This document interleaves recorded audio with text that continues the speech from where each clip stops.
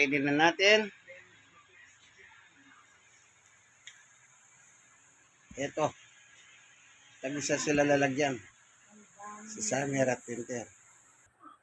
Ito na kumakain na si Summer. Ay si Winter. Bagong luto po yan.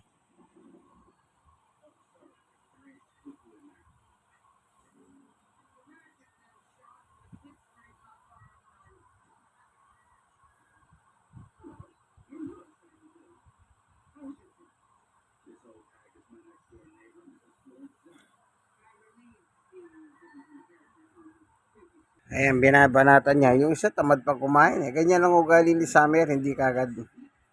Madalang siya matrak sa pagkain sa umaga. Pero itong si Winter, attracted. Batakaw. Ayan, tignan natin.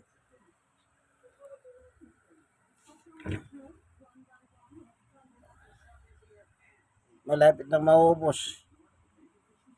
Mas maraming sa kanya kasi alam ko matakaw siya eh. Ayan. After ng walking, kain sila. Oo, saan ka pupunta? Saan ka pupunta? Huwag mong gugulihin itong isa. Oh, tapos ka na ba, Winter? Meron pa siyang tirang konti na lang ang tira niya, oh. Kay Winter. Pero babanatan niya yan. Babalikan niya. Lalagay ko lang dito. Oh, Winter, oh. Oh, Summer. Ay.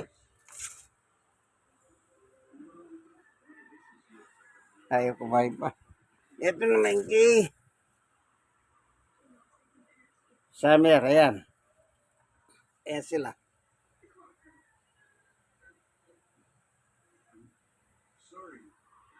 Ayaw pa nilang kumain. Nandiyan lang yan.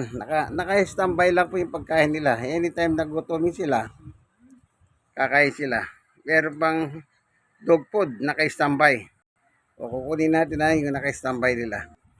Okay. Ito yung pagkain nila, pedigree. Ayan. Dito ko sila nilalagyan sa lalagyan nila. Ayan, naka-standby lang o yan. Anytime na gusto nilang kumain, kakain sila. Okay o, ganito.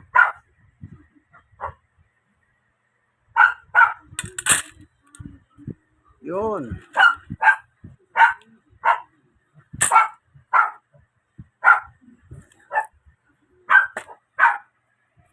Naka-standby lang para anytime na gusto nilang kumain, kumain lang sila. Ano? Yan. Ito. Tapos ilagay natin dito. Oh. Ayan.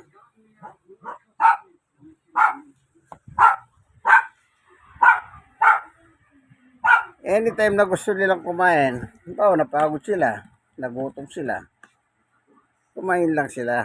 Hindi kagaya na sabi ng iba, pakainin daw umaga, tapos tama na, sa gabi na lang. Ako hindi, naka-standby ang pagkain na yan. Yung atay balon-balonan, maghapon lang yan. Kung ubusin nilang maaga yan, okay lang, yan naman dun. Bagong luto. Pero, pag meron natitirang atay balon-balonan, nilalagay ko naman sa rep. Pero yung dog food na ganito,